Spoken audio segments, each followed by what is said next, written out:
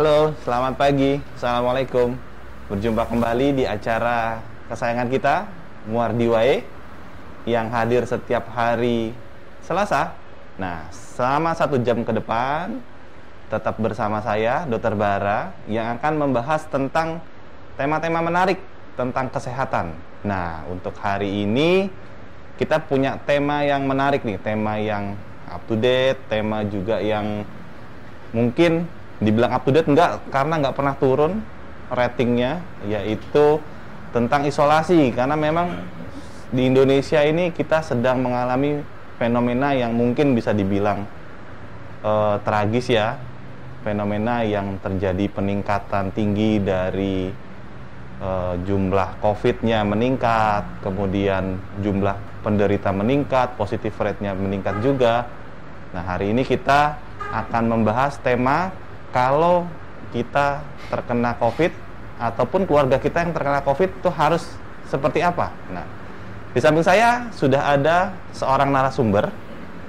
Ya, beliau ini merupakan pakar di bidang perkovitan. Pakar di bidang perkovitan, beliau merupakan punggawa dan salah satu tulang punggung dari layanan COVID Rumah Sakit Dr. Muardi yang telah berjuang dari awal sejak COVID ini datang ke Indonesia. Dr. Jatuh Apridasari, spesialis pulmonologi konsultan. Selamat pagi, dokter. Assalamualaikum. Waalaikumsalam warahmatullahi Ya, sehat, dok. Alhamdulillah. Semoga kita selalu sehat ya, dok. Amin. Bisa membantu orang-orang yang terkena COVID nih, dok. Ya. Nah, dokter, kita sekarang mungkin diskusi ringan, dok. Diskusi yang banyak masukan nih, dok. Saya banyak dicurhati gimana caranya kalau kayak kena nih, saya harus ngapain, harus minum apa. Nah, ini banyak sekali nih, dok, di masyarakat awam yang ya mungkin karena banyak juga ya, dok, banyak fenomena yang hoax, suruh ini, suruh itu, suruh ini. Nah, itu. Sebelum kita menuju ke tema ya, dok, apa yang harus kita lakukan ketika kita ataupun orang terdekat kita positif COVID? Dokter, gimana nih tanggapannya tentang peningkatan yang drastis nih, dok, dari positif orang-orang yang banyak yang terkena positif COVID ini, dok? Iya. Fenomena yang ada sekarang kan berarti kasusnya yang sudah mulai sangat-sangat melonjak ya di hampir seluruh Indonesia mungkin ya. Iya. Dan ini sebetulnya yang tidak kita inginkan, karena dulu kita lihat India ada tsunami ya kan, dengan varian Delta, ternyata kita juga kecipratan ya akhirnya. Iya. Jadi Walaupun kita banyak nggak sekali main-main ke sana kena juga, dok. Iya, karena kan ya itu tadi ya, ada beberapa titik di mana kita tuh masih bisa ada akses dari luar masuk. Nah, itu yang sangat disayangkan sebetulnya. Jadi yang tadinya angkanya kita sudah mulai cukup melandai, itu tiba-tiba langsung melonjak tinggi ya, sampai mungkin peningkatannya sampai berapa ratus % di beberapa daerah kan ya.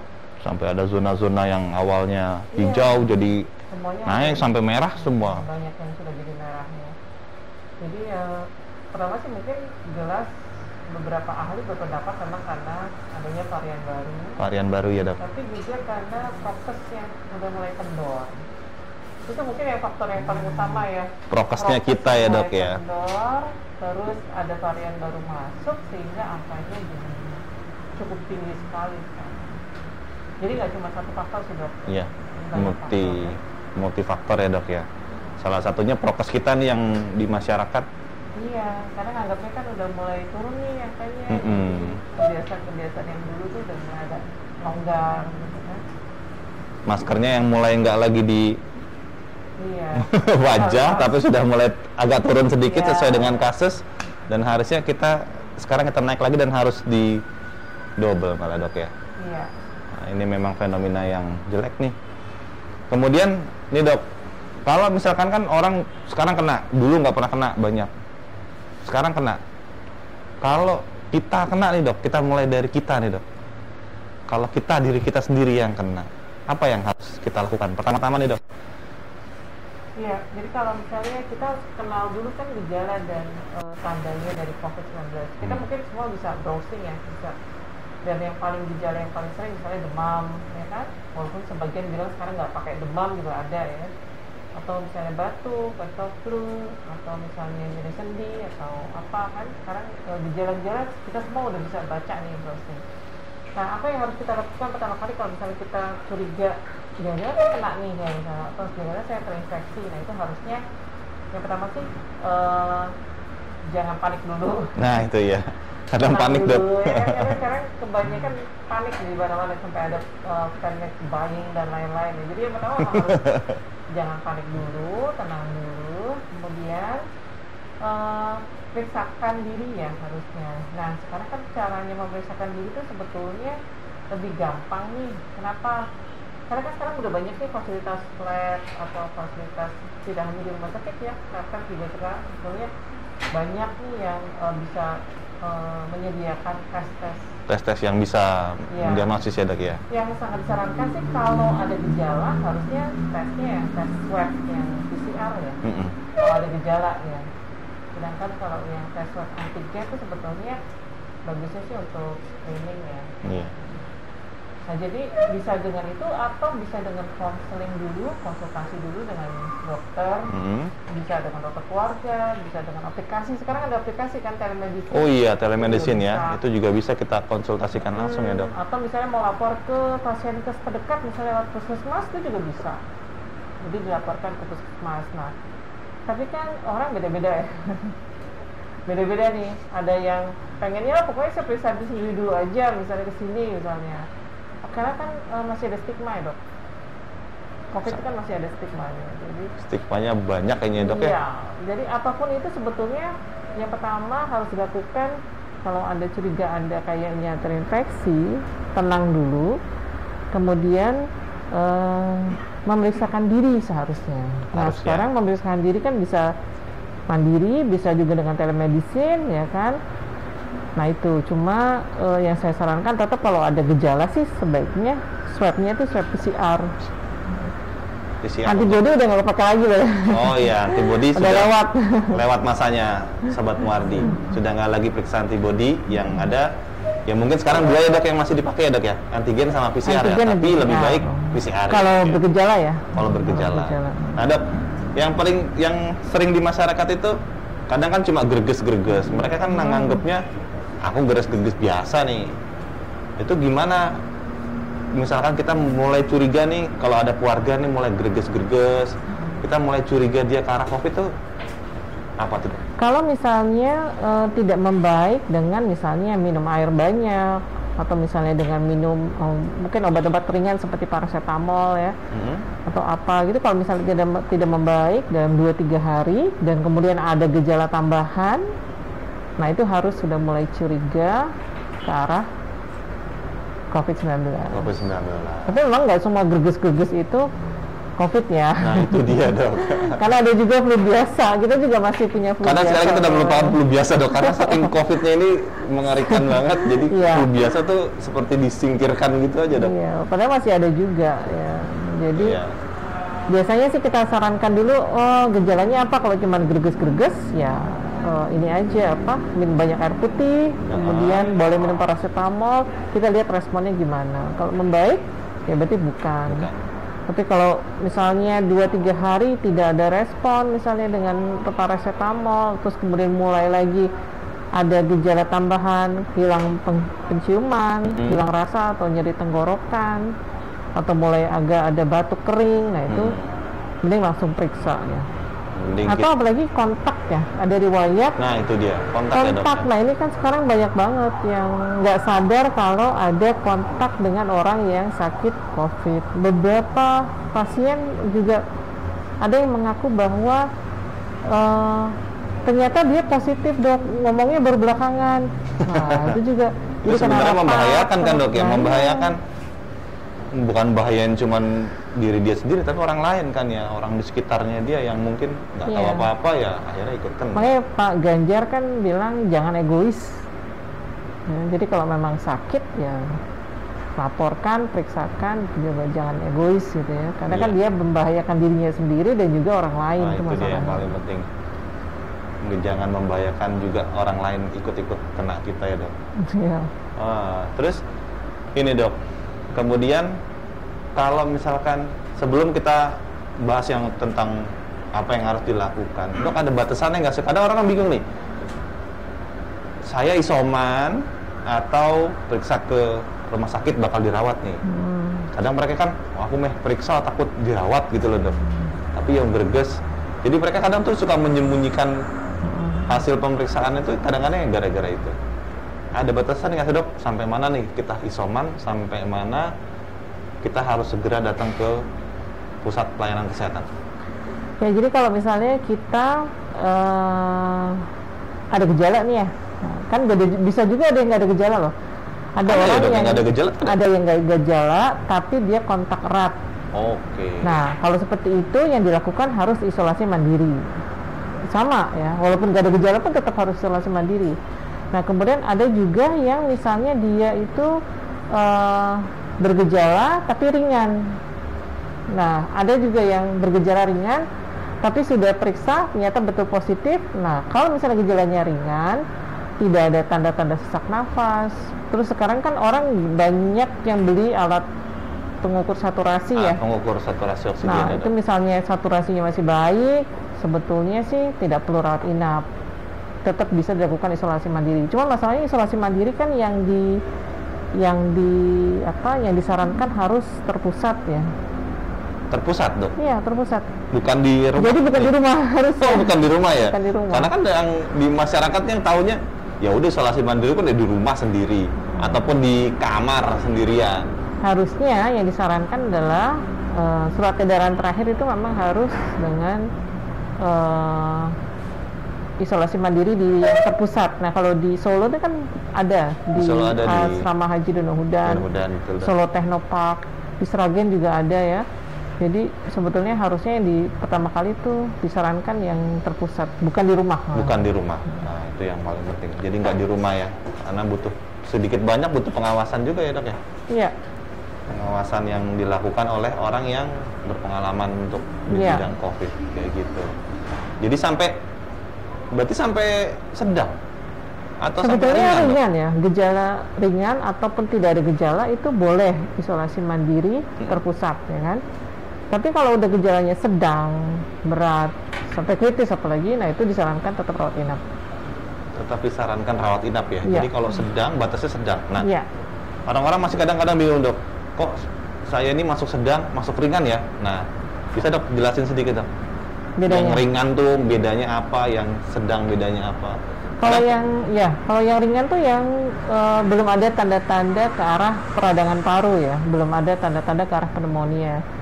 Jadi dia cuman ada gejala misalnya demam, kemudian nyeri tenggorokan, pilek, batuk pun paling batuk kering gitu ya.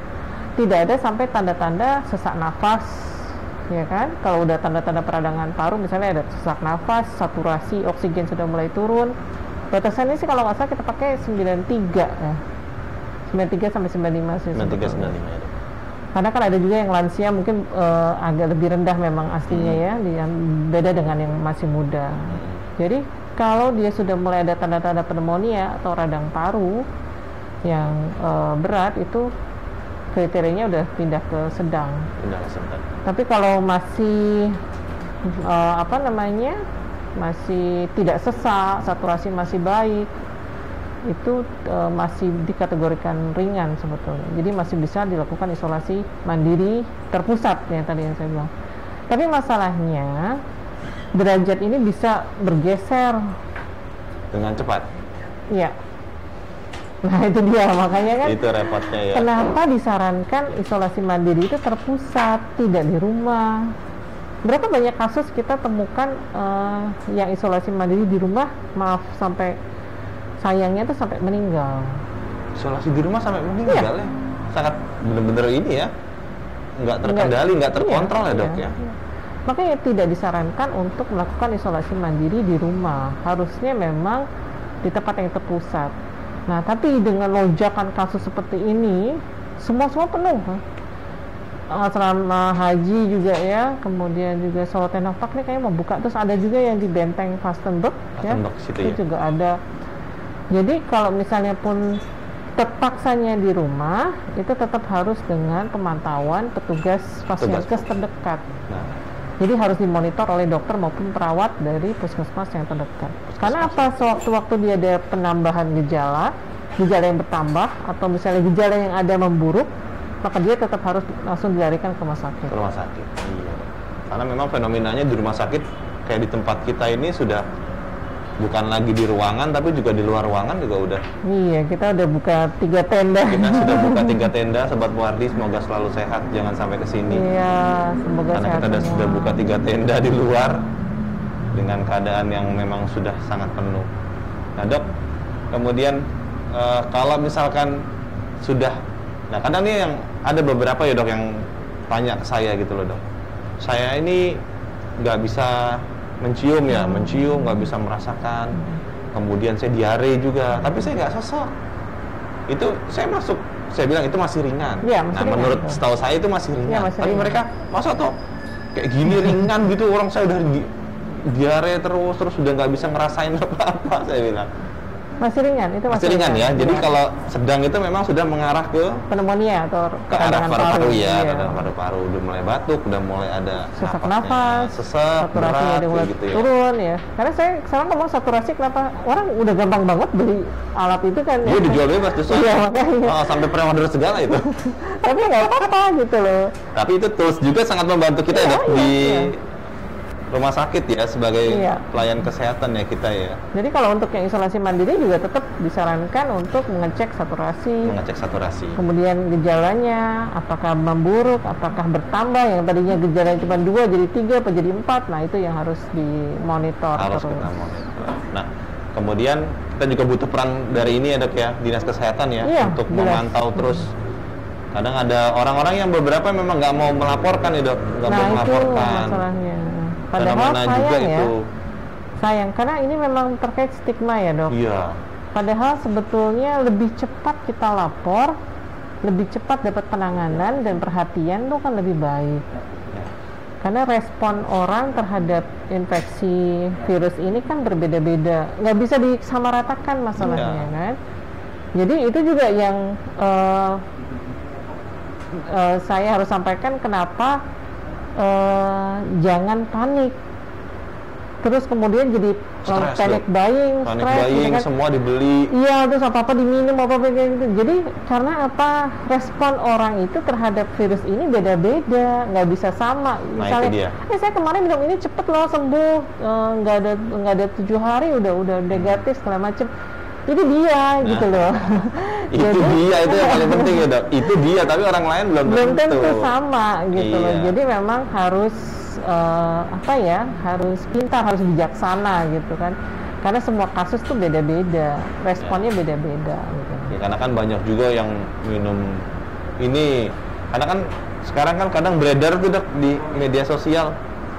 Kalau apa namanya kena COVID, isoman, obatnya A, B, C. Udah ada tuh banyak tuh, saya sering baca tuh. Oh, obatnya A, B, C, D dan segala macam. Nah, mereka kalau udah kena tuh langsung nyari itu tuh. Biasanya semuanya langsung dicari. Walaupun gejalanya ya mungkin relatif ringan aja, cuman Nah, demam, nggak ada apa-apa. Tapi mereka semua mengerjakan itu. Hasil ketika ada orang yang butuh, susah juga nyarinya. Oke Dok. Kemudian kita ada yang bertanya nih Dok. Mulai ada Sobat Muardi yang bergabung di Instagram. Halo Sobat Muardi yang bergabung di Instagram. Ini ada RC, RD. Nah, dokter bertanya nih Dok. Dokter, istri saya tiba-tiba anosmia, swab antigen positif. Saya dan anak-anak negatif. Apakah kami harus pisah rumah atau bisa di isoman di rumah bersama? Nih Dok, sama Dok. Pertanyaannya kayak yang tadi Dok. Iya, jadi kalau sudah mulai ada gejala ya, gejala anosmia itu berarti sudah mulai hilang penciuman, yang tidak bisa diketahui penyebabnya apa. Misalnya tiba-tiba, bukan karena pilek sebelumnya. Kalau orang pilek kan wajar ya, kalau kita pilek, flu, Tersumbat hidungnya. ya bersumbat jelas ya, nggak bisa. Tapi kalau misalnya anosmianya ini tiba-tiba dan tidak bisa dijelaskan penyebabnya, bukan karena pilek, bukan karena apa, nah itu seharusnya dengan antigen positif ya. Ini harusnya langsung Ini, melakukan antigen positif. isolasi mandiri di rumah. Yang negatif nggak boleh campur sama yang positif. Nah, nggak boleh Jadi campur harusnya- intinya ya dok. Harusnya dipisah. Jadi harusnya nggak jadi satu rumah. Dia bilang apakah bisa isoman di rumah bersama? Nah ini nggak bisa. Nggak bisa ya dok, intinya nggak bisa. Nggak bisa. Nah, Bisa. saya lanjut pertanyaannya dok. Kalau di isoman nggak bisa dok, barengan satu rumah. Kalau beda lantai dok, kadang ada yang rumah kan atas bawah nih. Nah beda lantai, dia punya kamar mandi di atas sendiri, di bawah sendiri, kemudian kamarnya benar-benar misah gitu. Boleh kan dia masih satu rumah? Nah, ya, jadi baik lagi, kalau isolasi mandiri harusnya terpusat. Terpusat, dulu. itu satu yang pertama. Misalnya nggak apa ya, kepepetnya nggak bisa, karena misalnya penuh atau apa, usaha dulu ya tetap. Ya. Kepepetnya di rumah. Nah, kalau misalnya sampai di rumah, ini memang harus betul-betul dipisah. Tempat tidur, kemudian kamar mandi, Nah itu tuh. alat makan, alat cuci baju, ya semua harus benar-benar terpisah. Misalnya lantai atas sama lantai bawah, it's okay asalkan orang yang sakit itu tidak mondar-mandir atas bawah. Tetap di atas terus Jadi gitu. misalnya dia ditaruh di atas, ya di atas terus. Makannya nanti diantarin ke atas, ya kan? Tapi nggak boleh. Cucinya harus cuci sendiri, cuci baju, Ah, cuci piring, itu. segala macam harus cuci sendiri, ya kan? Nggak boleh dia campur sama yang Sehat. Itu makanya dilemanya isolasi mandiri di rumah, karena belum tentu ada yang benar-benar bisa 100% melakukan. Pasti sedikit-sedikit ada yang masih campur, pasti sedikit-sedikit masih ada kontak, ya kan? Nah itu dia. Jadi tetap disarankan isolasi mandiri itu di tempat yang terpusat, dipantau. Karena apa? Gejala bisa sewaktu-waktu memburuk atau bertambah. Ya itu tadi, kalau misalnya kepepetnya di rumah, lantai atas, lantai bawah misalnya, ya seperti itu, apa-apa harus sendiri. Misalnya pun satu lantai dok, nggak ada lantai atas. Nah ini pun harus betul-betul kamar itu kamar yang sendirikan, semua sendiri gitu loh. Jadi cuci baju sendiri, cuci piring sendiri, nah itu. Saya pernah ngalamin itu soalnya.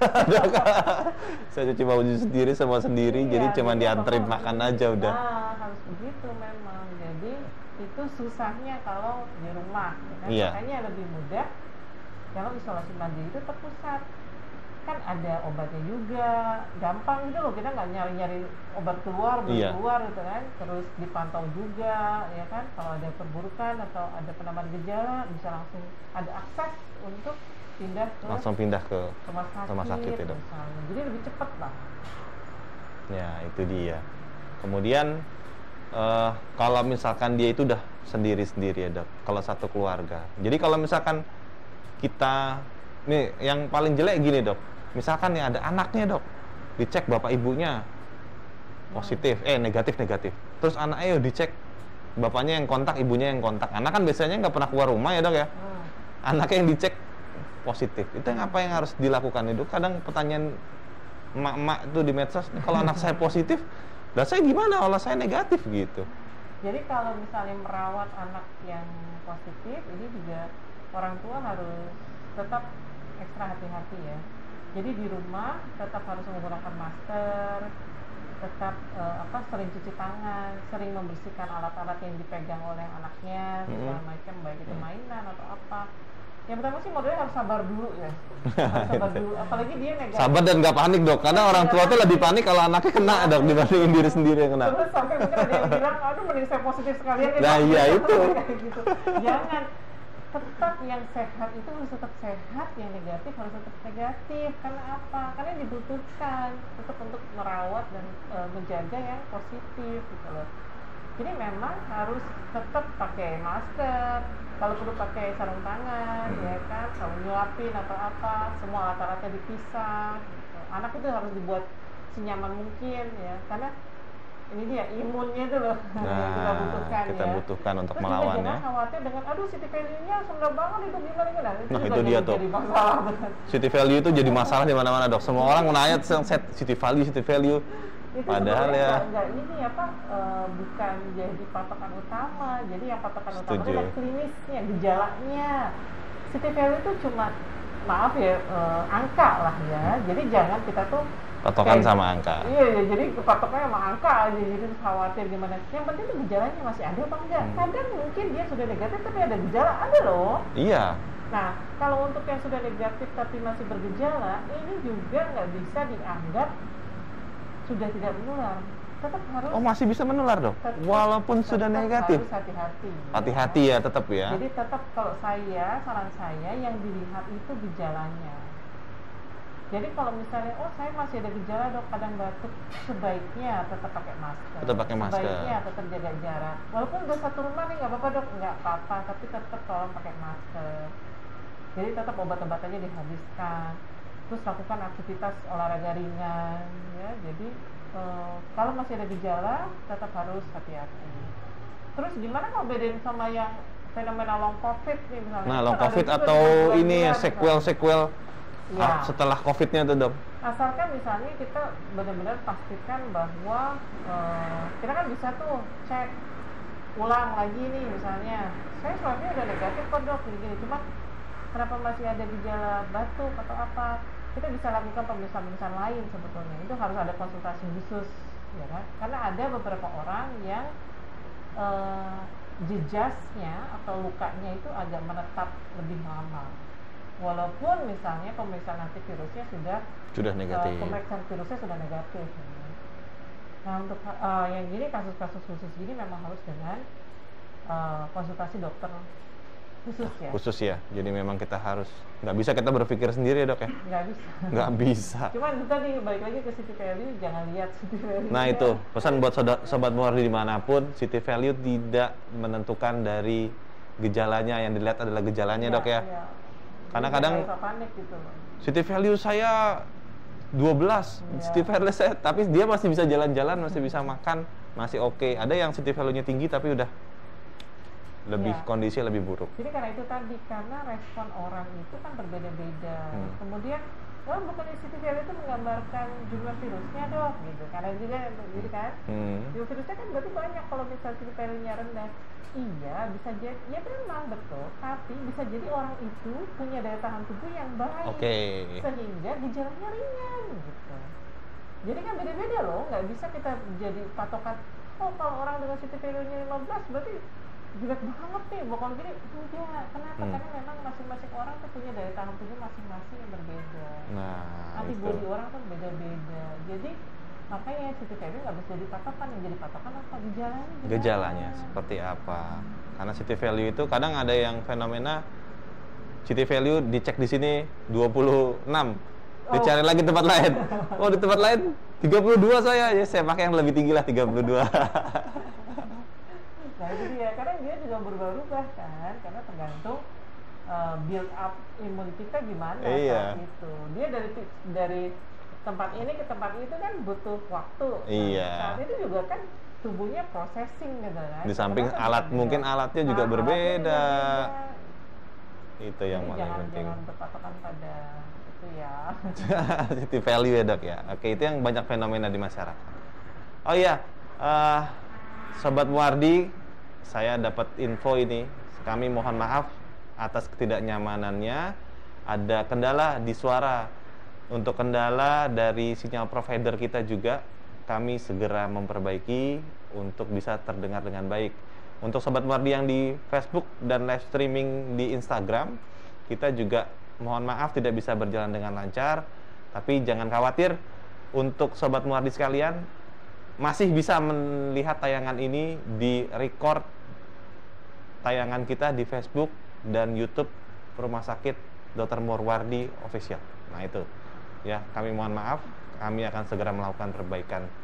Nah, kita lanjut tidak dari pertanyaan dari Sobat Muhardi yang ada di Instagram. Nah, dari Anggara Kev. Nah, dokter, bagaimana jika harus isoman di rumah, tapi hanya kamar mandinya ada satu nih dok? Nah nih, mungkin tadi seperti dokter jelaskan, kamar mandinya 2, sekarang kamar mandinya 1 dok. Satu rumah, kamar mandinya 1, walaupun beda kamar. Jadi kalau kamar mandinya 1, solusinya sebaiknya jangan isolasi mandiri di rumah.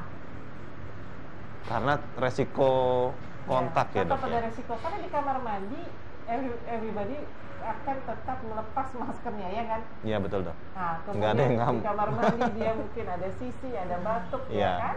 Nggak bisa kan? Jadi Dan percikan itu kita nggak Nah, jelas kemana dok ya? makanya droplet itu atau percikan itu kan yang justru berbahaya. Jadi seharusnya kalau kamar mandi satu, solusinya ya jangan isolasi mandiri di rumah, Iya. harus isolasi mandiri yang terpusat gitu. Atau misalnya sekarang sih ada loh pilihan hotel-hotel yang menyediakan fasilitas Isolasi mandiri. Ada juga ya. Mm-mm. Tapi yakinkan kalau isolasi mandiri itu Anda masih bisa terpantau oleh petugas kesehatan. Jadi jangan cuma menyendiri gitu, itu juga Iya, tetap nggak boleh ya. tetap nggak boleh dok ya. Tetap harus ada pemantauan. Oke. Oke. Kalau isoman jadi kamar mandi satu sebaiknya dilakukan di isolasi yang terpusat. Ya, oke dok. Kemudian ada yang bertanya lagi nih, dok. Kalau sudah isolasi mandiri, apakah sudah 10 hari positif harus swab ulang, dok? Ini pertanyaan dari Anggara Kev ya. Dari Nabila nih kayaknya. Oh tadi, oh ya Nabila, sorry Nabila. Ya, ini yang Dokter sebaiknya kalau sudah isoman selesai, apakah harus tes lagi? Ini akan berlanjut sama pertanyaannya Ya. Anggara nih sama. Oh, ya. Kalau sudah 10 hari, apakah harus swab ulang, dok? Ya, jadi kalau pedoman yang baru, kalau misalnya untuk yang tanpa gejala Mm-mm. atau gejala ringan, itu tidak harus tes ulang Tidak harus tes ulang. setelah melakukan isolasi mandiri dengan baik dan benar lah ya. Itu tidak harus dites ulang. Jadi kalau yang dites ulang itu khusus untuk kasusnya yang sedang, berat atau yang kritis, yang kemarin yang misalnya yang sebelumnya dirawat di rumah sakit, ya itu tetap kalau yang dia kategorinya masuknya sedang, itu nanti dari rumah sakit akan tetap rekomendasikan untuk lanjut isolasi mandiri di rumah. Nah kalau yang seperti itu tetap harus dites ulang sih. Cuman kalau yang gejalanya ringan atau tanpa gejala itu tidak harus dites ulang. Jadi isoman aja cukup 10 Ya, hari cukup. selesai ya, dok ya? Kalau misalnya masih ada gejala, itu harus 3 hari bebas gejala. Jadi amannya sebetulnya 14 hari. 14 hari ya? Jadi amannya 14 hari untuk semua gejala ya, dok ya? Jadi kalau misalkan mulai ada gejala, kadang nggak, COVID ini bener-bener ada yang, ya walaupun gejalanya ringan sih dok, misalnya cuma pusing Iya. ataupun mual aja, tapi bisa dimasukin gejala ya, jadi Iya. harus 3 hari bebas gejala baru Ya, jadi amannya sih kalau saya 14 hari ya. 14 hari ya? 14 hari sudah bebas, sudah melakukan isolasi mandiri dengan baik dan benar loh ya. Nah itu sudah tidak harus dites lagi. Iya, dok. Tapi berbeda dengan orang yang bekerja di instansi tertentu atau pabrik apa. Kalau memang Oke. perusahaannya atau kantornya itu membutuhkan surat sudah negatif, nah Anda tetap harus melakukan tes. Tes ya, karena Tapi butuh kalau untuk kerja dari ya, dok ya? rekomendasi, ya, kalau itu kan masing-masing institusi beda-beda ya. Ada yang minta, pokoknya kamu kalau sudah negatif baru boleh masuk, ya sudah. Itu yang harus Anda lakukan, ya silakan lakukan. Tapi kalau sebetulnya dari panduan sebenarnya tidak perlu, kalau itu gejalanya awalnya ringan atau nggak ada gejala, cukup isolasi mandiri 10-14 hari itu, kemudian boleh kembali bekerja. Ini tergantung kan, sekarang institusi beda-beda. Iya, institusi beda-beda, dok. Kadang ada yang minta sampai negatif. Nah, itu dia. Padahal ada beberapa kasus yang nggak negatif-negatif sudah sekian Ada, lama. Iya. Wah, repot juga ya. Makanya padahal kembali lagi, kita kan sebenarnya harusnya kami dokter kita kan jadinya tetap harus berpegangan pada klinis ya, gejalanya gimana. Tapi monggo karena masing-masing perusahaan atau instansi itu punya kebijakan sendiri-sendiri, silakan. Iya. Jadi kembali ke institusinya, yang penting kita melakukan isoman ya, dok. Itu isoman itu paling penting. Isoman pas 14 hari sudah mau dicek atau enggak tergantung institusi masing-masing. Nah, ini ada pertanyaan lagi, dok. Masih dari Instagram, dok. Banyak nih pertanyaannya, dok. Dokter dari Sesa Aulia. Dokter, jika satu rumah ada yang positif COVID, kemudian yang keluarga yang lain dicek nih, dok, antigennya negatif. Satu positif, yang lain dicek antigennya negatif. Apakah yang negatif masih boleh sementara tinggal di rumah saudara yang lain nih, dok? Nah, ini kan berisiko nih, dok, yang Iya. negatif ini nih. Kalau ada di satu rumah ada yang positif, cuman anggota keluarga mungkin ya. Iya, anggota keluarga yang lain dicek negatif, antigen tapi dok ya, antigen. Ya. Oke, apa boleh yang negatif sementara waktu tinggal di Rumah boleh saudara, banget. boleh banget. Ya memang harus dipisah gitu. Tapi yang negatif ini apakah selalu negatif kan belum tentu juga dok. Kalau dia mulai bergejala, nah saran saya jangan swab antigen, swab PCR ya kalau sudah mulai bergejala. Tapi kalau buat screening, oke lah, nggak ada masalah kalau dengan antigen ya. Dengan syarat tetap pakai masker walaupun karena sudah prokes. kontak, Sudah kontak dengan yang positif kontak. Ya dok ya. Oke. Nah kemudian dok, kalau misalkan nih dok, kita sudah isolasi di rumah nih dok, gimana sih dok lingkungan yang misalkan kita isolasi di kamar yang seperti saya tanya tadi atas bawah, gimana sih dok lingkungan kamar yang baik gitu, tempat isolasi yang baik untuk isolasi sendiri di rumah? Yang pertama jelas ventilasinya harus bagus. Ventilasi itu bisa pakai ventilasi alamiah. Apa? Jendela buka ya? Jendelanya buka gede-gede gitu kan. Terus kalau misalnya sulit atau gimana gitu, ada ventilasi tambahan. Misalnya pakai apa? Pakai exhaust fan. Itu berarti dibikin ya dok ya, keluar ya? Atau sekarang udah banyak tuh alat-alat kayak filter air purifier dan segala macamnya ya. Tapi yang paling bagus sebetulnya adalah buka itu jendela lebar-lebar supaya pertukaran udaranya lebih lancar, lebih baik ya. Jadi air changingnya itu lebih tinggi, itu lebih bagus. Berarti kan tidak ada droplet atau apapun yang muter di situ aja muter di situ aja di ruangan itu harus biar dia pindah aja ke sebelah. Bisa nggak pakai kipas? Bisa, tapi kipas jangan taruh di atas. Jangan taruh di atas. Di samping gini ya, di samping, terus dia diarahin keluar gitu loh. Jadi supaya dia membantu untuk pertukaran udaranya supaya lebih cepat. Jadi sebenarnya lebih terbuka lebih baik gitu ya. Terbuka lebih baik. Ya cuma kalau malam kan tetap harus ditutup ya, kalau nggak nyamuk. Ntar masuk buaya malam-malam repot. Terus sama semua perabotan gitu yang sering dipegang, handle pintu atau segala macam tuh lebih sering dibersihkan. Oke, gitu. Jadi ventilasi yang nomor kemudian sama kebersihan kamar itu ya. Jadi harus lebih sering-sering dibersihkan.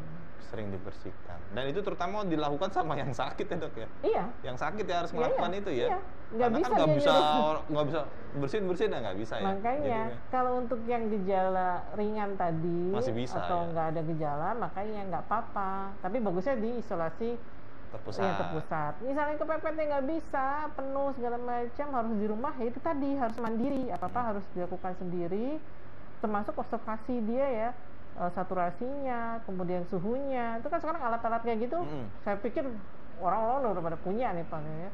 Kemudian tetap lapor ke petugas kesehatan yang terdekat, mau puskesmas maupun dia punya dokter pribadi atau mau pakai telemedicine sekarang juga ada kan. Ya intinya itu. Kemudian berjemur ya, sering berjemur. Nah tuh jemur dong. Matahari juga sinarnya harus masuk. UV itu bagus sekali, dia bisa membunuh virus tersebut. Kan efektif. Nah itu dok, kegiatan yang bisa dilakukan nih dok selama isolasi mandiri. Kan tadi sudah tuh ventilasinya kita buka pagi-pagi. Kegiatan apa lagi dok yang bisa dilakukan nih dok? Olahraga ringan. Nah olahraga ringan itu seperti apa dok yang dibilang ringan? Kayak latihan pernafasan ya. Latihan napas? Jogging sedikit boleh. Senam banyak banget kan. Kalau misalnya di YouTube itu tinggal lihat aja, tinggal ngikutin. Pokoknya harus ada aktivitas ringan, jangan terus cuman tiduran doang gitu. Jangan rebahan aja. Isoman nggak boleh rebahan ya. Isoman itu bukan berarti tiduran ya dok ya. Iya. Itu beda ya memang. Jadi masih bisa melakukan aktivitas, malah justru harusnya ada aktivitas ringan, aktivitas fisik ringan. Apapun yang dia suka misalnya, atau misalnya pakai sepeda statis boleh. Syukur-syukur dia isoman sendiri di rumah gitu. Nggak ada orang lagi di rumah itu ya, sendiri dia di bisa halaman, mau sepedahan, mau main basket apa segala macam boleh lah. Asalkan dia sendiri loh ya. Tapi kalau di rumah itu ada orang, ya dia nyari olahraga yang bisa dilakukan di kamar ya dok ya. Kalau nggak bisa terpusat. Banyak sih sekarang olahraga yang bisa dilakukan di kamar kan, juga kita lihat di YouTube kan, workout from home gitu kan, ada senam-senam yang ringan gitu kan. Iya. Terus sama berjemur tadi ya Nah, itu aktivitasnya. tuh, berjemur, kemudian berlanjut berjemur. Berjemur ini kapan waktunya, Dok? Bagusnya Kapan, sih, berapa lama, heeh, di jam berapa nih tepatnya nih? Kadang ada orang jam sekian sampai jam sekian, ada jam sekian sampai jam sekian. Nah, itu idealnya jam berapa sih, Dok? Kalau berjemur jadi pagi itu? gini, masing-masing daerah kan beda-beda. Heeh. Kita lihat kadar UV yang paling bagus. Aduh, saya tuh agak lupa ya. Levelnya itu ada di masing-masing daerah, memang beda-beda. Cuman kalau di kita daerah Jawa ini rata-rata yang paling bagus tuh jam 9 ke atas. 9 ke atas ya. Iya, itu kekuatan UV apa namanya? UV index ya. UV indexnya tuh jauh lebih optimal. Saya bilang optimal karena kalau yang di bawah jam 9 itu masih agak rendah. Yang jam 9 sampai jam 10 ini paling optimal. Nanti dia jam 11 ke atas, kadang jam 9 sampai jam 11. Jam 11 ke atas sudah yang sangat tinggi sekali dan ini yang bisa burn out Sudah luka kulit bakar sampai ya. ke bahayanya kan sampai kanker kulit atau Kanker lain-lainnya kulit ya. ya. Jadi yang di tengah-tengah itu antara jam 9 sampai jam 11 lah. Jam Jam 11 itu 9 paling sampai maksimal semua. Berapa lama, Dok? 15 menit sampai 30 menit. Maksimal 30 menit ya. 30 Jangan menit lama-lama. maksimal. Jangan Dan lama-lama. itu pun harusnya diekspos ya. Jadi Iyo. punggungnya dibuka. harusnya punggungnya dibuka. Maksudnya seminimal mungkin baju itu melekat harusnya ya. Tapi kalau misalnya nggak bermasalah bisa, untuk para putri-putri ini bermasalah sekali untuk pakai baju yang tipis aja, pakai baju Baju yang tipis tipis. bisa ya, Dok, ya? Iya, jangan terus berjemur pakai selimut tebel, percuma. pakai tutupan sekalian udah. Jadi pakai baju yang tipis. Kalau misalnya punggungnya nggak bisa nih, ya udah tangannya, kakinya nggak apa-apa. Efek samping gosong dikit ya, tapi ya nggak Iya. apa-apa. Gosong tapi sehat. Nah, itu yang paling penting. 15 menit lah kalau jam 10-an Kalau panas gitu ngerasa ya. memang gak kuat ya 15 menit Ya, aja, kalau Dok, jam ya. 9-an 30 menit nggak apa-apa. Tapi jangan sampai lewat jam 11 ya. Nah, terus ada yang kan paradigmanya ada yang nanya ngapain sih berjemur? Fungsinya apa sih berjemur nah gitu kan? Kenapa sih, Dok, orang nih COVID ini kan terutama dulu kita nggak pernah disaranin untuk berjemur. Terus semenjak COVID datang banyak saranin berjemur. Buat apa sih, Dok, sebenarnya berjemur ini? Yang mau kita ambil sebenarnya vitamin D-nya ya. Vitamin D, Vitamin D-nya dan juga UV-nya. UV. Iya. Jadi itu sih yang mau kita ambil ya, yang manfaatnya. UV-nya sendiri itu kan UV indeksnya yang baik. Juga nanti kan untuk pembentukan vitamin D di tubuh kita. Nah, masalahnya itu orang Indonesia tuh sebetulnya kadar vitamin D. Nah, ini saya nggak tahu angka pastinya ya. Cuman vitamin D ini kan juga sangat efektif sebetulnya pada COVID-19. Makanya kan kita banyak juga dengar ada pemberian suplementasi vitamin D pada pasien COVID gitu. Nah, kalau mau yang gratisan sih ya dari sinar matahari. Sinar matahari itu, gratis ya, dan nggak bayar. Vitamin D itu. Karena yang suplemen-suplemen itu memang untuk menambahkan ya. Tapi sebetulnya paling bagus sih sambil berjemur ya, UV-nya juga dapat. Vitamin ya kan? D juga Vitamin D diminum. juga jadi terbentuk ya kan. Terus di samping itu ya tadi makanan bergizi dan lainnya. Oke, Dok. Jadi alhamdulillah kalau kita di Indonesia yang banyak mataharinya gratisan dibandingin orang luar negeri yang nyari matahari harus ke Indonesia, kita bisa dapat matahari gratis, nggak bayar, tinggal buka baju atau pakai baju yang tipis ya. Kemudian pertanyaan lagi, Dok, dari Instagram nih, masih Instagram, Facebooknya off ya? Iya. Oh, Facebooknya off, Dok, jadinya kita nggak bisa. Ya. Sobat Muardi, mohon maaf yang di Facebook nggak bisa join, nanti kita lihat lagi. Kayak dari Lina Santi, Dok. Dokter, apakah mungkin ketika isoman di rumah sudah sembuh nih, Dok, kemudian tertular lagi dari anggota lain yang sedang isoman bersama? Mungkin nggak, Dok? Bisa. Bisa, Dok. Masih bisa. Masih bisa. Makanya itu yang disarankan lagi, kalau isoman jangan di rumah. Itu pentingnya itu. Iya. Dan kalau misalnya sudah selesai isoman, terus dia tidak melakukan swab evaluasi, karena memang nggak harus, memang tidak harus di swab ulang. Tapi kalau masih ada gejala sedikit, tolong tetap pakai masker. Ya, tetap pakai masker, tetap prokes gitu. Bisa nggak sih dia ketularan lagi? Bisa. Bisa ya. Masih bisa. Jadi walaupun itu baru selesai. Kan dia Mas kena tuh kemarin, kemudian makanya saya baru bilang, sembuh. Ini langsung kena lagi bisa ya dok? iya, bisa. Jadi makanya orang itu kan beda-beda ya. Pembentukan antibodi orang-orang itu juga beda-beda tergantung respon imunnya kan. Makanya juga jangan pernah berpikir, ya ini ya realita ya, jangan pernah berpikir kalau sudah pernah kena nggak akan kena lagi. Itu juga itu jangan. Bukan opini yang benar. Bukan berarti kalau sudah pernah kena, oh saya jadi kebal. Iya, punya kekebalan, tapi terbatas oleh waktu. Makanya antibodi itu tetap harus dibentuk terus. Caranya apa? Secara alamiah ya mungkin dengan pola hidup sehat, ya kan? Terus apa yang paling kita punya senjata kita apa? Vaksin. Jadi makanya walaupun sudah pernah kena, vaksinasi itu tetap direkomendasikan. Karena supaya keep up antibody levelnya tetap tinggi ya, tetap ada lah ya gitu. Jadi jangan pernah berpikir kok kalau udah saya sembuh kebal nih. Iya, tapi cuma sebentar biasanya. Makanya kan berapa sih kekebalan orang terhadap COVID yang udah pernah kena misalnya nih? Nggak ada yang tahu pasti. Kenapa? Karena berbeda-beda. Tergantung gejala juga ya dok ya? Iya. Karena yang gejala ringan nggak keluar antibodinya. Nggak ada. Ketika dicek itu. Nah itu tadi yang dikhawatirkan ya. Gejala ringan nih, atau misalnya nggak ada gejala nih, terus dia isoman nih, terus dia nggak swab evaluasi lagi, terus dia udah jalan nih bebas keluar segala macam, kontak deh sama orang yang ternyata positif, bisa kena lagi nggak? Bisa juga. Ya. Kenapa? Karena itu tadi prokesnya nggak ketat, imunnya lagi lemah misalnya, antibodinya udah habis dipakai kemarin gitu kan. Terus dia belum vaksin lagi. Nah, itu dia makanya pentingnya vaksin. Vaksin sobat Muardi, vaksin penting. Ya. Kemudian ini banyak banget pertanyaan dok dari memang tema kita hari ini tema yang lagi-lagi ini nih karena memang tingkat positifnya tinggi sekali. Ya. Dokter dari Hartanto nih dok, ada pertanyaan. Dokter, untuk pemulihan paru-paru pasca selesai dirawat di rumah sakit bisa sampai berapa lama dok? Nah itu beda-beda nih. Masing-masing orang berbeda-beda. Kalau gejala misalkan gejala ringan nih dok, ringan batuk-batuk aja gitu dok, sampai ya mungkin paru-parunya nggak terlalu yang berat banget kondisinya, itu kira-kira berapa lama hilang dok?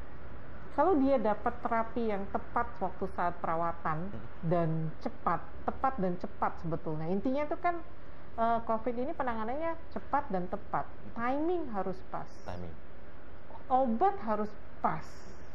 Jadi kalau dia pun datang dengan kondisi pneumonia atau peradangan paru yang sampai derajat sedang atau berat, kalau kita berikan obat yang tepat di waktu yang tepat, itu insya Allah pemulihannya lebih cepat dibandingkan udah tahu terinfeksi di rumah lama-lama, baru datang ke rumah sakit sudah berat, obat yang diminum sebelumnya juga sudah macam-macam.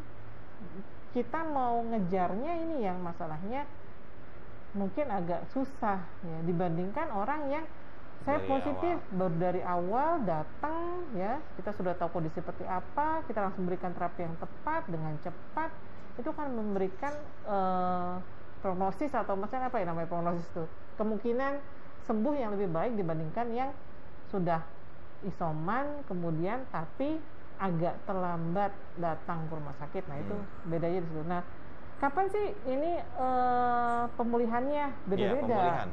Beda-beda tergantung apa? Tergantung jejas atau luka paru-parunya kemarin seluas apa. Karena apa? Bahayanya COVID ini kan dia bisa bikin jaringan ikat. Kita sebutnya apa ya? Kayak misalnya mungkin jaringan ikat atau luka yang tidak sembuh ya dok ya mungkin ya. Luka susah juga luka yang tidak sembuh nggak cuma di hati, ada di paru juga ya. Dan itu lama loh, hati-hati ya untuk pemulihan. Dan itu masalahnya kalau sudah ada jaringan ikat itu kan agak lebih sulit untuk benar-benar 100% hilang gejalanya. Nah, kenapa bisa ada pembentukan jaringan ikat itu sih dok? Itu kan, nah itu dia tadi keterlambatan waktu dia datang, terapinya juga dia nerapi sendiri misalnya kan, nggak dalam pengawasan dokter, mau ngasih obat, pokoknya lihat sosmed, dengar apa, suruh minum ini, segala macam, nggak jelas sih. Dan padahal dari awal kita harus tahu bahwa respon orang terhadap COVID ini beda-beda, jadi nggak bisa disamain saya sembuh pakai ini kemarin 7 hari, kamu juga pasti sembuh pakai ini, belum tentu gitu. Jadi cobalah berkonsultasi, dan bukan cobalah ya, tetap harus berkonsultasi dengan dokter yang terdekat ya. Jadi jangan coba ngobatin sendiri. Masalahnya yang tadi nih, kalau dia udah sampai ke paru-paru, berarti kan gejala udah lumayan ya dok ya, sudah sedang, lebih dari sedang ya. Iya, kalau udah sampai ke paru-paru, nah ini tetap dia harus dengan pemantauan ketat dari dokter ya, sampai betul-betul kita bisa pulihkan. Sampai kapan?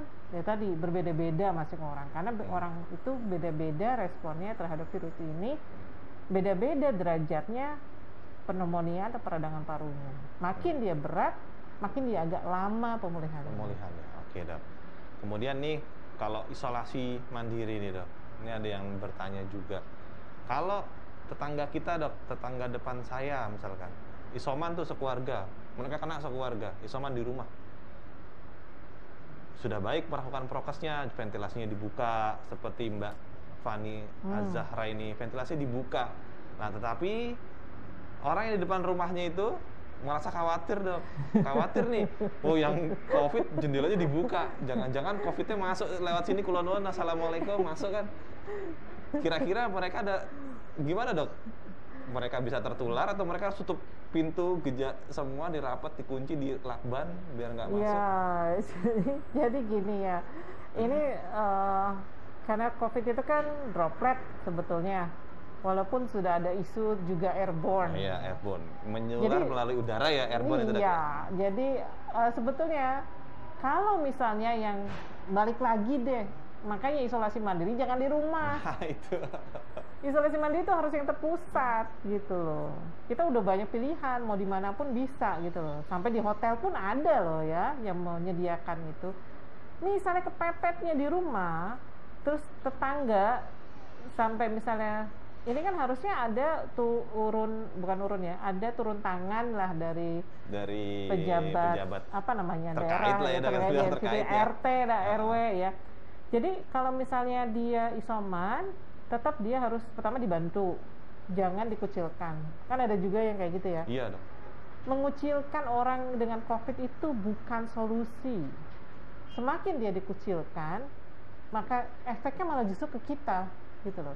Jadi pertama harus didukung dulu. Jangan sampai orang yang isoman itu keluar-keluar.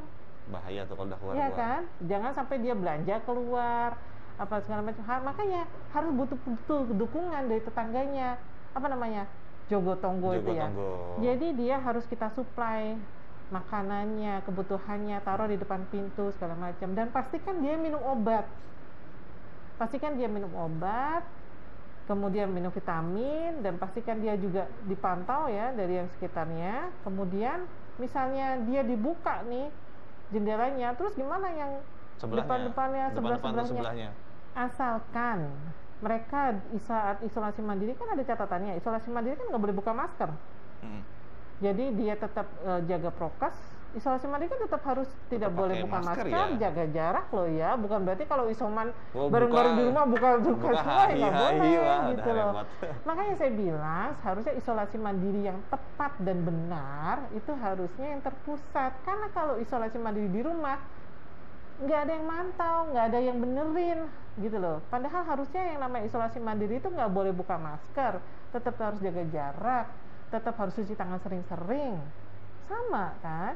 Nah, jadi saya maklum ya dengan Mbak Fani kalau misalnya ketakutan kalau misalnya jendelanya dibuka terus jendela kami dibuka gimana. Itu dia, harus ada yang memastikan kalau dia diberikan edukasi yang betul bagaimana isolasi mandiri di rumah yang baik itu seperti apa, yang benar itu seperti apa. Harusnya keluarga itu satu rumah tetap menggunakan masker, tetap jaga jarak, dan tetap cuci tangan. Jadi dan dia tetap minum obat dan vitamin. Jadi jangan khawatir kalau virus itu nyebar atau segala macam. Kemudian dari apa namanya, RT RW-nya juga harus bantu. Jogo-tonggo tadi, terus bantu juga dong semprot-semprot desinfektan dan segala macamnya di sekitar lingkungan sekitar dia. Nah itu juga harus. Jadi nggak melulu masalah tadi ya. Jadi itu yang saya mungkin agak ragu kalau dilakukan isolasi mandiri di rumah, dilakukan atau enggaknya? Dilakukan dengan benar apa tidak? Jadi dilakukan makanya, mungkin dilakukan, benar dan tidaknya nggak jelas juga. Ya itu dia dok. Jadi makanya harus terpusat. Terpusat. Sobat Muardi terpusat. Oke, kita berlanjut lagi nih dok. Ini saya nggak bisa bertanya dari Facebook, saya tetap fokus di Instagram. Tapi alhamdulillah nih Instagram juga responnya baik banget, banyak banget pertanyaannya. Ya dok. Kemudian nih ada pertanyaan dari Aan Sugiarno. Saya positif dengan gejala demam dan batuk, pilek, batuk pilek gitu ya dok ya. Saat saya minta swab antigen hasilnya positif. Apa yang harus saya lakukan apabila setelah 14 hari di swab PCR hasilnya masih positif dok? Nah, ini isolasi udah tergantung. 14 hari, swab positif. Nah, apa yang harus dilakukan dok? Kalau ini agak aneh ya, dia waktu awalnya antigen, kemudian evaluasinya PCR. Ya, harusnya PCR tetap dengan PCR. Iya, ya, harusnya PCR dengan tetap PCR ya. Tapi kalau antigennya positif mungkin sudah Mungkin kalau positif, dengan ada ya. gejala ya bisa Kalau kita dengan anggap gejala ya. seperti ini mungkin sudah positif juga ya dok. Terus gimana sih kalau misalnya ternyata 14 hari swab PCR-nya masih positif? Nah, ini tergantung dari gejalanya. Masih ada apa enggak? Masih ada gejala atau tidak? Ya. Nah, kalau saya sarankan tetap lakukan isolasi mandiri. Lanjut ya dok. Berarti setelah 14 hari dia lanjut ya. Kemudian pantau juga gejalanya. Kalau obat-obatan khusus ada nggak? Nggak ada. Kalau udah lebih dari 14 hari itu kita tinggal vitamin lanjut. Vitamin aja sama makan makanan yang, nah makanan ini tuh harusnya juga lebih selektif ya. Jadi nggak, kalau COVID itu bukan berarti kita pokoknya makan apa aja. Ada yang sampai berpendapat pokoknya kalau semasa COVID, masa pandemi makan apapun. Iya. Itu Kadang, salah sebetulnya. Nah ini bener dok, saya juga ada yang bilang gitu. Pokoknya nggak boleh kurus misalnya segala macam. Itu malah justru sekarang ya fenomenanya COVID itu banyak usia muda dan obes. Muda dan obes yang kena. Iya. Waduh, hati-hati yang udah obes. mulai geser. Kalau zaman awal-awal dulu kita setahun yang lalu biasanya yang lansia, yang ada komorbid. Sekarang udah geser ya. Yang masih muda nggak ada komorbid tapi Kena. obes. Oke, Nah, jadi obes. jangan berpendapat kalau selama pandemi makan aja segala macam. Bukan. Makan betul, tapi yang bergizi dan lebih selektif. Kalau bisa jangan banyak makan yang berproses, yang processingnya lama. Sorry ya, kayak misalnya yang dibakar-bakar, apa yang digoreng-goreng. Jadi usahakan tetap ada asupan buah-buahan yang raw ya, yang mentah. Maksudnya mentah tuh gini, nggak diproses, ya segar. Jadi jangan yang diproses. Di jus pun kalau bisa jangan. Di jus itu Jadi buah juga potong aja, buah potong. Buah potong selesai. Ya, sama sayur, kurangi karbo, banyakin protein. Nggak bener berat badan itu dok malah. Ya, Jadi dengan sendirinya. makan tetap harus makan. Tapi jangan terus apa-apa dimakan gitu. Karena untuk ngetes dok, ada juga ngetes kan, karena ada COVID kan yang anosmia dok. Dia makan semuanya. Kalau dia bilang, oh kalau udah berasa berarti udah sembuh kata dia. Ternyata ya nggak juga, nggak hilang Iya, juga. Itu jadi- kan menurun sesuai dengan progres kronologis penyakitnya dok ya. Iya. Oh belum berasa nih, oh belum sembuh berarti kata dia. Jadi kalau saran saya tadi kalau masih positif lihat dulu gejalanya, lanjutkan lagi isolasinya, ya kan. Nanti sambil dipantau, insya Allah itu cuma masalah waktu aja sih. Obat-obatan sudah tidak perlu, yang penting vitamin, ya kan. Terus sama tadi lebih selektif dari makanannya dan segala macam. Oke, iya dok. Jadi lebih selektif untuk masalah makan ya, ventilasi, makanan, isolasi mandiri ya dok ya. Itu yang Iya. poin-poin pentingnya. Nah, kemudian dok, ini kan lagi ada fenomena nih di berapa hari ini oksigen habis di rumah sakit. Oksigen habis, kemudian dipaksa orang untuk terpaksanya isolasi mandiri di rumah. Kemudian ada beberapa cara yang kayak posisi ya dok ya, posisi tidur yang baik seperti apa, itu gimana dok menurut dokter, posisi-posisi yang sudah disarankan nih di banyak di Jadi media-media. kalau beberapa pasien COVID memang saturasi ini jadi pemantauan yang rutin ya. Kalau dia sudah mulai turun, misalnya di angka di bawah 93, mulai ada sesak nafas, mulai ada batuk yang berdahak, yang tadinya kering sudah mulai berdahak, ini tanda-tanda bahwa paru-parunya kan sudah mulai meradang ya. Terus kemudian sudah mulai ada sekret atau ada dahaknya, itu juga tanda sudah ada infeksi tumpangan juga. Nah, kalau untuk yang kayak gini, kemudian saya yakin akses rumah sakit mungkin beberapa bilang banyak yang penuh segala macam. Apa yang harus dilakukan misalnya? Tetap sih kalau saya, sekarang kita punya telemedicine. Jangan ngobatin sendiri. tetap gunakan fasilitas telemedicine. Saya yakin bisa kok, entah itu lewat anaknya atau apa, ada aplikasi-aplikasi juga kan. Misalnya nggak pakai telemedicine, pakai aplikasi juga bisa konsultasi online. Telepon dokter yang dia kenal atau siapapun kan. Kemudian gimana pun caranya dapatkan akses itu supaya bisa dapat pengobatan, entah itu dirawat ataupun misalnya dia harus isolasi mandiri. Apa yang diharuskan kalau misalnya saturasinya makin turun Iya, makin turun. terus kemudian akses rumah sakit belum dapat misalnya, lakukan posisi seperti tengkurap ya. Jadi kita sebut prone itu kan, prone positioning. Jadi dengan menengkurapkan tubuh kita, maka kan aerasi apa kita sebutnya ya, pertukaran mungkin udara. ya, peredaran udara dalam paru lah ya. Itu akan lebih baik lagi. Kenapa? Karena kalau misalnya kita terlentang, itu biasanya kan agak ditekan oleh posisi jantung ya. Nah, kalau misalnya kita telungkup, nah itu posisi pertukaran udaranya yang di paru akan lebih baik dibandingkan dalam posisi terlentang. Terus berapa lama? Misalnya 30 menit deh.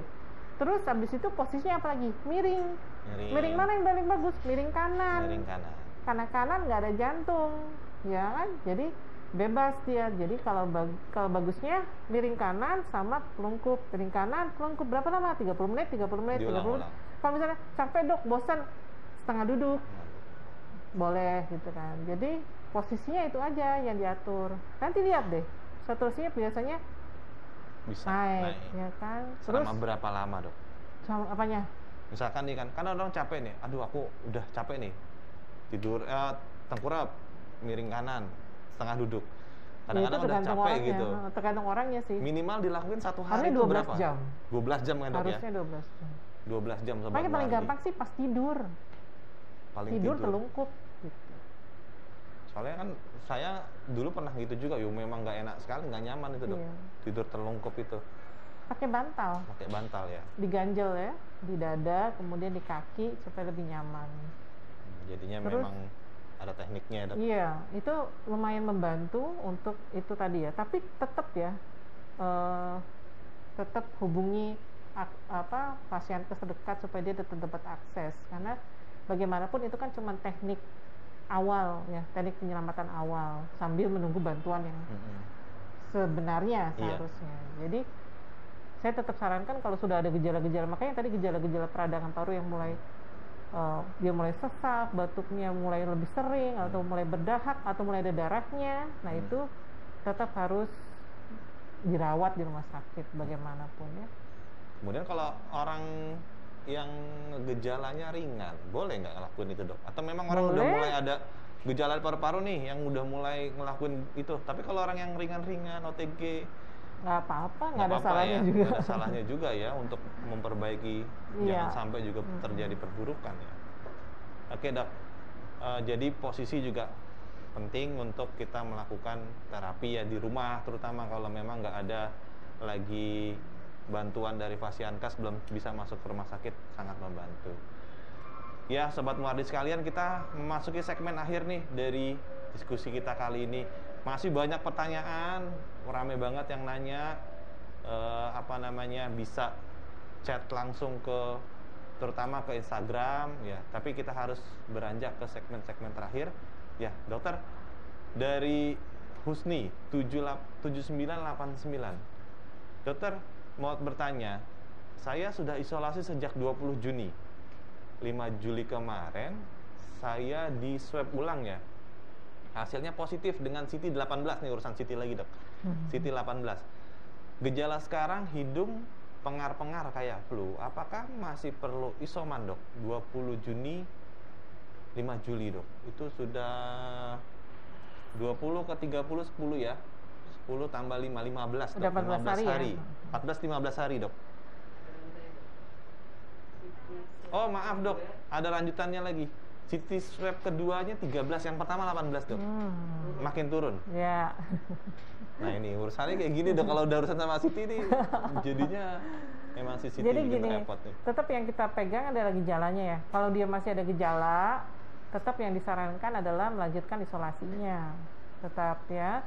Kemudian berikan obat-obat yang menurunkan gejalanya, apapun bisa ya, atau misalnya dengan cara tradisional atau apa boleh, kayak misalnya sekarang sih bisa dengan bilas hidung. Bilas hidung, oke dok.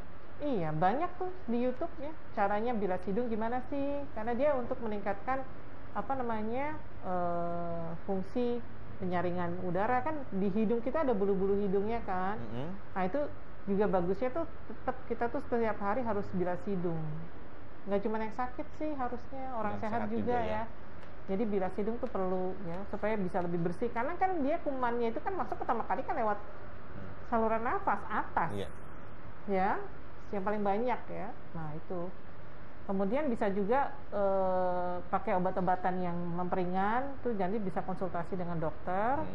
Dan tapi saran saya tetap harus isolasi mandiri Lanjut dulu ya, karena bukan karena CT value-nya sih, karena masih ada gejalanya gitu loh. Tapi yakinlah nanti juga dia bisa naik sendiri kalau bisa jadi ini kan masih dalam proses penyembuhan. Antibodi yang terbentuk juga sedang dalam proses ya ibaratnya. Nanti lama-lama pun akhirnya nanti dia bisa negatif sendiri. Negatif dengan sendirinya. Iya dok. Jadi CT value itu bukan patokan utama ya dok ya. Iya. Patokan utamanya adalah gejalanya. Gejala yang timbul dan perjalanan gejalanya sampai benar-benar hilang. Kemudian kita mungkin 2 pertanyaan nih terakhir dari Instagram dok. Dari Bernadette apa nih? Bernadette Tinibe. Wah. Dokter izin bertanya, apakah pasien dengan D-dimer tinggi masih diperbolehkan latihan dengan posisi yang terlungkap tadi, posisi proning tadi dok? D-dimer yang tinggi? Ya, D-dimernya tinggi nih. Boleh nggak nih kita? Boleh, nggak apa-apa. Posisi prone masih boleh, nggak ada masalah dengan itu. Tapi yakinkan kalau dengan D-dimer yang tinggi dia udah dapat obat ya dari petugas kesehatan yang terdekat loh ya. Soalnya kalau sudah seperti ini kan tetap nggak boleh ngobatin sendiri. Iya. Jadi posisi prone tadi saya harap mungkin ini posisi pasien di rumah sakit ya, semoga ya, bukan sepertinya di rumah loh ya. Karena kalau di rumah kemudian dengan ada komorbid terus di D-dimer yang tinggi, itu saya tetap tidak sarankan dia di rumah ya. Tapi tetap harus ke pasien terdekat. Nah, jadi harus ke pasienkes dok. Oke dok, sebelum saya lupa, ini ada pertanyaan yang paling sering.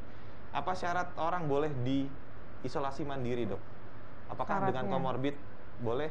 Komorbid yang seperti apa yang masih boleh diperbolehkan isolasi mandiri di rumah? Jadi kalau isolasi mandiri kan sebetulnya yang berhak menentukan adalah petugas kesehatan. Jadi jangan mengisomankan diri sendiri. Jadi harus dengan keputusan dari petugas kesehatan, ya kan? Karena kan sekarang gitu kan, saya tak isoman, saya isoman loh. Sebentar, lihat dulu gejalanya, dia masuk kriteria yang mana. Kalau dia sudah mulai ada tanda-tanda peradangan paru atau pneumonia tadi, dia nggak boleh isoman. Mau punya komorbid, nggak punya komorbid, kalau udah mulai ada tanda-tanda peradangan paru nggak boleh kan. Terus kalau misalnya dia punya komorbid tapi gejalanya ringan, nggak apa-apa, asalkan isolasinya terpusat. Nggak bisa gitu. Tetap saya tidak menyarankan di rumah. Isolasi di rumah tidak disarankan. Karena saya nggak yakin betul itu bisa dilakukan dengan benar. Jadi bagusnya dengan isolasi mandiri yang terpusat. Kalau dengan komorbid, walaupun gejala ringan ya, saya sarankan itu. Iya dok. Kemudian ini kita punya pertanyaan terakhir dok. Pertanyaan dari Hesti Hakyu. Dokter izin bertanya, apakah orang yang sudah divaksin masih bisa kemungkinan untuk terkena COVID lagi dok? Bisa. Bisa, jawabannya jelas tegas. Bisa, tapi derajatnya akan lebih ringan dibandingkan orang yang tidak divaksin sama sekali. Ada saya satu kasus deh dari teman sejawat yang men-share. Saya punya kasus nih dok, dari klaster keluarga kan, jelas yang sekarang lagi booming kan klaster keluarga nih ya. Dok. Nah, satu keluarga itu yang positif ibunya lansia, ada komorbid, tapi dia berat badannya ideal, tidak obes, dan dia sudah divaksin, umurnya 60 tahun, ibu-ibu ya. Terus anaknya ada nih yang positif dok, umurnya 30 tahun, laki-laki tapi obes, dan tidak divaksin, belum Obes dan divaksin. belum divaksin. Nah, mana yang lebih berat? Anaknya ternyata jauh lebih berat. Walaupun si ibunya ini umurnya udah 60 tahun, ada komorbid, tapi dia divaksin, berat badannya ideal, dia malah justru perkembangan penyakitnya lebih cepat sembuhnya dibandingkan anaknya yang tidak divaksin, belum pernah ya, dan kemudian ada obesitas, kegemukan, padahal tidak ada komorbid gitu loh. Nah, ini jauh lebih buruk, lebih lama. Jadi pesannya apa? Vaksinlah dan turunkan berat badan Anda. Nah, pesan untuk semua nih. Saya langsung tahan napas supaya nggak kelihatan gemuk. Misalnya pun nggak bisa, cobalah untuk mengubah pola makan yang lebih sehat, itu saja. Iya. Oke, Dok. Dokter, terima kasih untuk ilmunya, untuk sharingnya yang dilakukan hari ini kepada kita semua, kepada Sobat Muardi juga yang ada di rumah. Terima kasih Dokter Jatuh, waktunya, kesempatannya. Jangan lupa hasil rekaman hari ini, karena tadi masih ada gangguan yang di Facebook terutama, jangan lupa masih bisa nonton hasil diskusi saya dan beliau, Dokter Jatuh, di live streaming kita di Facebook, YouTube Rumah Sakit Dr. Muardi. Oke, jangan lupa selalu saya ingatkan, like, follow, dan subscribe semua akun media sosial Rumah Sakit Dr. Muardi. Ada di Facebook, Instagram, dan YouTube. Jangan lupa di-share ya. Oke, terima kasih untuk kesempatannya, terima kasih untuk diskusi yang bermanfaat kali ini, Dok. Semoga bermanfaat diskusi kali kita. Amin, ya. amin, amin. Kita mendoakan juga untuk semua Sobat Muardi yang ada di rumah yang sehat, semoga selalu sehat. Amin. Untuk yang sedang terkena COVID, yang sedang isolasi mandiri di rumah, isolasi mandiri yang terpusat, ataupun yang sedang dirawat di rumah sakit, semoga segera diberikan kesehatan. Ya, pesan kita, jangan pernah isolasi mandiri sendiri tanpa ada pengawasan. Kalau bisa di isolasi mandiri yang terpusat. Kalau isolasi mandiri masih bisa di rumah, tolong prokesnya tetap dijalankan. Ya. Sampai jumpa kembali. Jangan lupa 5M prokes kita, pakai masker, maskernya harus double sekarang, mencuci tangan, kemudian menjaga jarak, jangan lupa ya, menjauhi kerumunan dan mengurangi mobilitas, dan jangan lupa yang terakhir, ikut vaksin. Sampai jumpa, semoga sehat selalu. Assalamualaikum warahmatullahi wabarakatuh. Waalaikumsalam warahmatullahi wabarakatuh.